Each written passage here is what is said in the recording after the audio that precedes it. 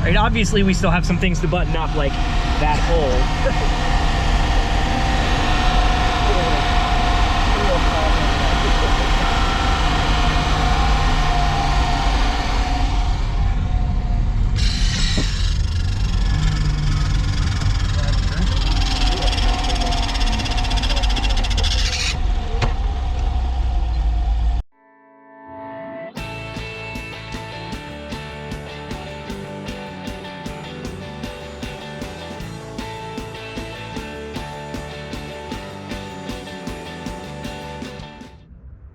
Hi-ho, Keegan the Vlog here. Welcome back to the channel and the E30 unexpected manual transmission swap project. If you are just finding this channel, we got an E30 project car. It was actually going to be a future project car.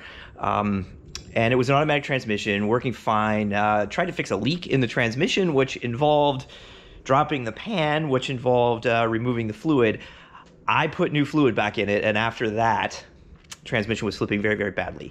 So decided to go ahead and swap it with a manual transmission. This one right here. However, this one did not work in the car, even though it is a Getrick 260. It is a very, very old version of a Getrick 260, and the castings are different between this and the one that goes into the E30. So the shifter carrier, the shift lever carrier, does not have a place to properly mount up to this transmission. So we looked at this bracket here as a potential solution, but it turns out it looks like the carrier itself was different, shorter, in order to accommodate this. And I didn't want to go try to track down those carriers are unfindable. So I didn't want to go track down one of those carriers. And it was just getting too complicated. So I found an actual E30 manual transmission that had been somewhat recently overhauled, rebuilt by BMW. So this is a fresh, this transmission is probably gonna outlast this car. Will end up in somebody else's E30 project at some point in the future. So anyway, that transmission is now in. We need to button up the rest of the car and get this thing back on the road. This video is not going to end until that car drives out of this garage under its own power with a manual transmission. Let's get into it. The right size Guibo.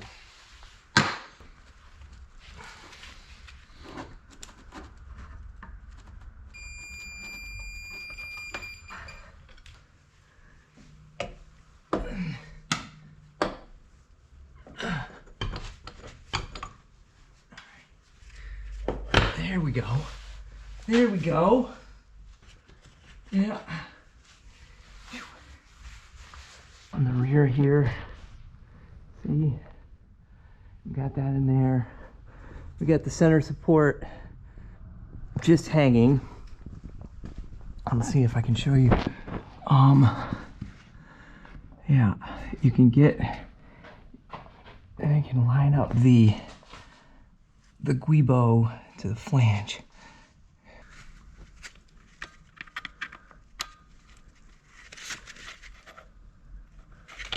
Boop. The drive shaft still needs to come a little bit forward. You can see in there, the bolts don't quite make it all the way through. The Guibo is not snug up against the output flange. The only place I can see to do that is to loosen this guy back up and pull the drive shaft a little bit that way and then snug it up. I think that's the only way to do it.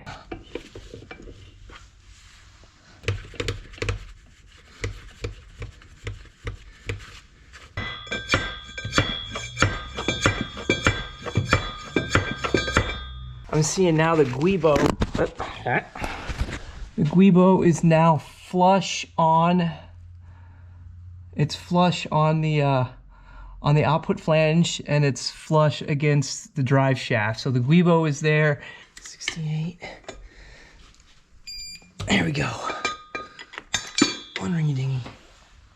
Before I started this project, I did a bunch of research. Actually, research is not the right word. That is not what I did. I actually just watched a bunch of videos on YouTube and looked at the forums and saw other people's procedures and watched other people do this job specifically on an E30, replacing the automatic transmission with a manual transmission. Getting to the point where we are now, Several of these videos and procedures that I have seen have discussed preloading the center support bearing. That's this thing here. I'm not really sure what that does, except because the bearing is floating inside of this. Like that's all rubber inside there. So like that's not. When you get to the replacing of the drive shaft, does not say anything about preloading the center support bearing. I don't see how it could hurt or help, but so I think I'll do it. Because everybody else does it. Maybe there's some physics behind this, but let's see what I'm saying here. Okay, so if you preload this, quote unquote preload this, if you're pushing forward on this housing, all you're doing is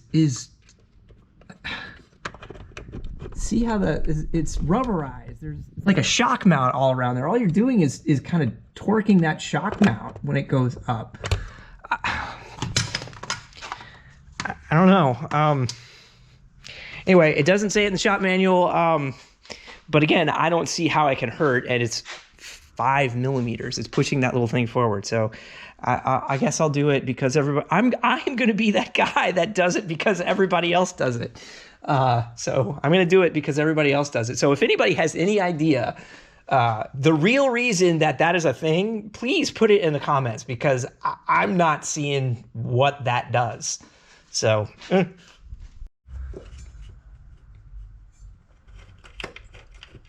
17 and 21. All right, still evening time. I've got probably another hour left in me, and it'll probably take me every bit of that to get these 2 bolts and nuts on the starter. If I can see if I can get the bolts through and the bottom nut on, the top one I'm gonna have to do when I can get the car down. Okay, let me show you what I'm trying to do here. Here's the starter. Here it is in all of its glory. It's got to go right here. Bolts feed in from the back of it, from the bell housing side, through the starter. These ears here. And yeah, that's how it engages. Oh yeah, look at that. You see that? You see that? You see that? You see that? One ringy dingy. One ringy dingy. All right, let's see if there's any fluid in this thing.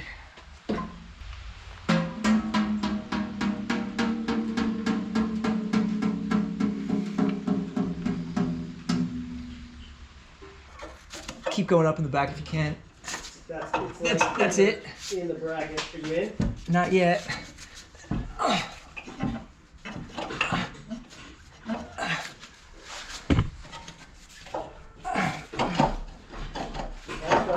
I'm on. Okay. Red chaser for the oxygen sensor bung. Wow. Seriously. We found the only one in like a 50-mile radius. Yep.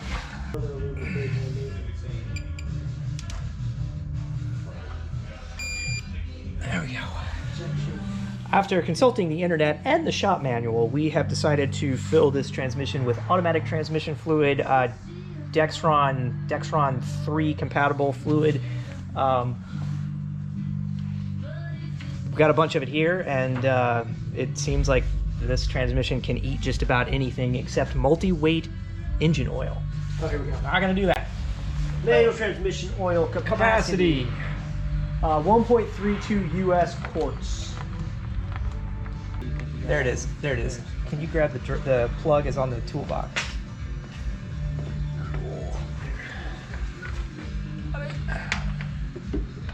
We need to replace the Skigo.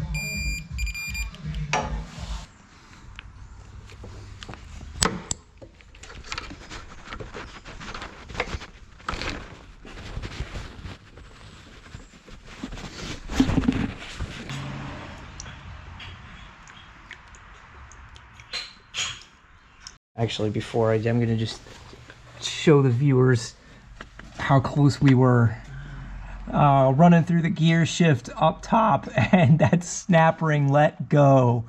So we don't even have the right tool here to get that back on without taking all of this back off, which we are not going to do. So stand by, more to come. All right. So that little snap ring a ding dang is now reseated back in. Let me tell you what a bag of that was to do what all this thing put together. But yeah, pulling on it doesn't look like it's going anywhere. Okay. Woo! We are back where we started from. Now we have to solve the air compressor problem so we can get this off the code word alligator. Okay, so we're having shop air problems, and what we've got here is we got another air compressor here. We've isolated from, this is the feed from the main air compressor, so we've isolated from that. We're gonna backfeed our system up here with this, but I want to do it in such a way that's easily disconnectable and whatnot. So that's what we're up to right now.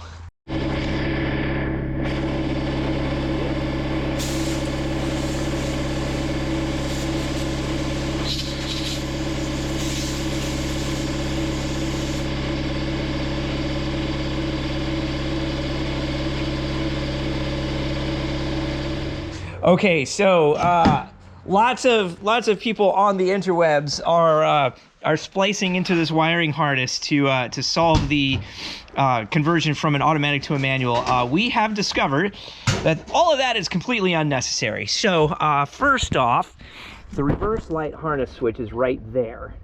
So we're gonna peel back the carpet. We're gonna unplug this thing. We're gonna plug the reverse lights, new wire right here, right into that. That gives us backup lights. The next thing we have to do is solve the gear shift mechanism has the neutral and park switch, and apparently all we have to do is unplug that from down below here. Once we find it, peel that back. What's the worst that happens? Yeah. Pull this apart. Yep. Yep. That looks like.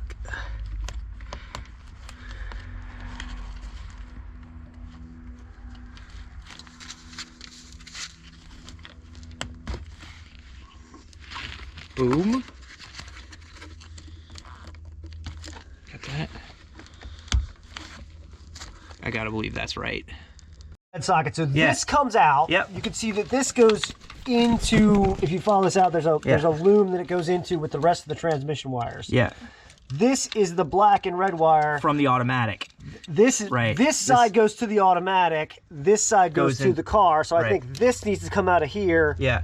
and go in there. So I'm saying I don't think we plug this in because I don't have the clutch switch. So if we plug this in and plug this into here, then the car's gonna need that switch in order to lock it out. There is no clutch switch. Correct. I don't have the bracketry for it right now, so I can't put it on. What I think all we have to do, hold that, is unplug that and we're good. I'll put it in its bracket later. Okay, O2 sensor's plugged in. Okay, we did not succeed in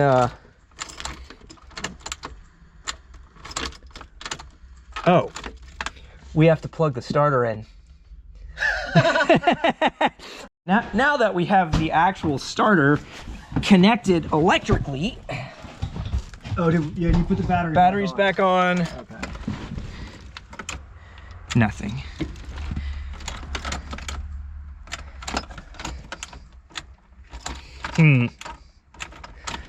Let's see. So What can we do? Do we want to try plugging that? Well, I don't.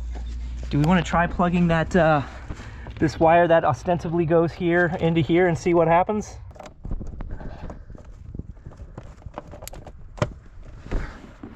The question now is, does there have to be a clutch? That's it. oh!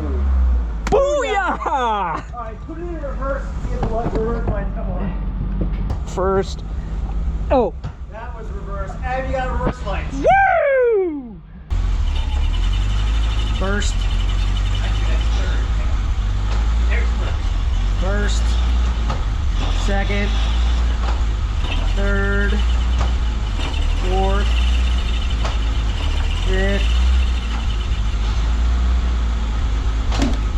try reverse now. Yeah. Take it out of reverse. All right. Save judgment on the rubbing sound until we put it on the ground. Yeah. All right.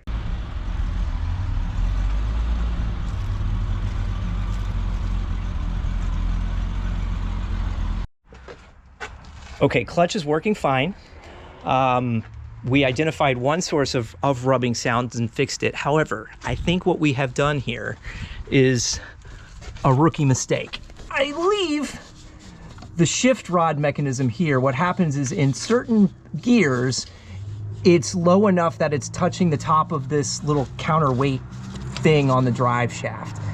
I think what has to happen is this goes in passenger side, not driver side, I think.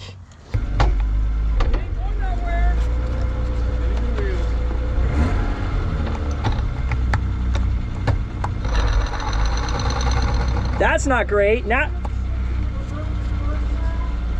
it's hitting on second.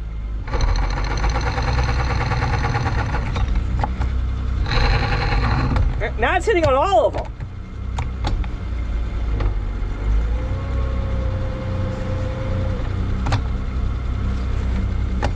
It still hits on that thing. Yes, it does. Stuck now? Easy. Yeah. I bet it's the difference between the depth of the tunnel is why, right? So the depth of the tunnel on the newer cars, that's probably why there's so I think I just have to buy a new drive shaft. You could work with the geometry. I don't know, man. As a temporary thing, though, it seems like there'd be no, if you in fact are committed, don't mind buying a new drive shaft, it'd be tempting to take this guy out and cut this, take a saber saw or something around here and remove this outer metal part, which would reduce the diameter down to this inner thing, which might give you enough clearance. But then it would probably vibrate. I don't know. But see, the thing is, I can take this out and sell it. Oh, yeah, right? yeah, like it's a good drive shaft, right? And they're apparently in demand because I had a time finding one. So yeah. Yeah, no windows for you. No windows. I mean, it feels good. Yeah. Seems like it drives okay, right? Yeah. Are you having any trouble finding gears? No, we fixed that problem by bending. With monkeying with that freaking linkage rod. Yeah. Yeah. Second is the one. Second is the one. Yeah.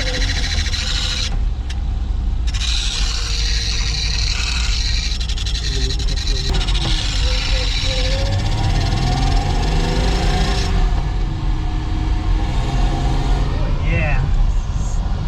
Correct.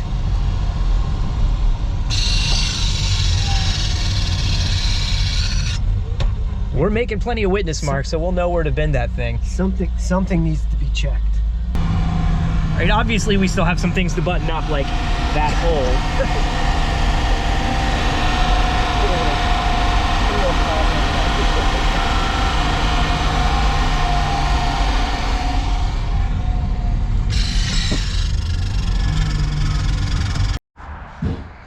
So we are back to putting this in on the driver's side. You can see we've done a number on it to flatten it out so it doesn't make contact with that with the drive shaft. So this is not a permanent solution. This is a temporary solution, but it should work all right. Okay, incorrect about all of it, although we almost got it right. So the actual issue is this counterbalance or sympathetic vibration dampener. It's a vibration mitigation piece. So this is a vibration mitigation piece that is on the earlier cars. What is different here is we have a late model, and the transmission tunnels are different. They are the transmission tunnels are shallower on the new cars. So the newer style drive shafts do not have that that big circle weight on the front. we incorrectly deduced that that can't be removed. It can, and I bought the bolt hardware to put the to reattach to the guibo after that's taken off, because the press-in bolts go into the vibration dampener. So I've got the right hardware to do that. However, I'm not going to do it right now because I've got other projects to work on. And what we have done in the meantime, I don't know if you can see that. We smashed it over top of the dampener so it doesn't rub anymore. Not a great solution. However, it works. So at some point we'll probably take this apart, take that dampener off, put maybe a DSSR on it, the dual-sided shift rod. But for now, it works and shifts and doesn't rub, and we're gonna send it like that. Now, remember when I told you to take note of putting the rear main seal carrier back on and the bottom section of that sealing to the oil pan?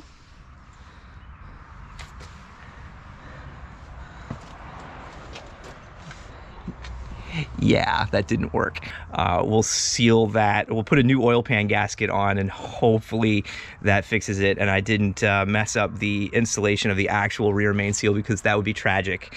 That would be taking this all back apart. Watch to find out if my misery will continue and I have to undo all of this to do a new rear main seal. So we'll find out in a future episode of BMW Wrench Time. Hey, listen, thank you all for watching, following along on this unexpected adventure into a manual swap of an E30. Thank you, Mitch. Thank you, Bill. Thanks to all of you at home for watching, and if you are enjoying the content, please consider liking and subscribing. If you are not enjoying the content, tell me why in the comments. Comments help too. Actually, comments help more than likes and subscribes, it turns out, the algorithm. So say anything. Say more than 3 words in the comments, and that really helps. So, hey, thanks a lot for watching. See you next time right here on something Wrench Time. So it's going to be something. Actually, who knows? Who knows what it's going to be? I don't.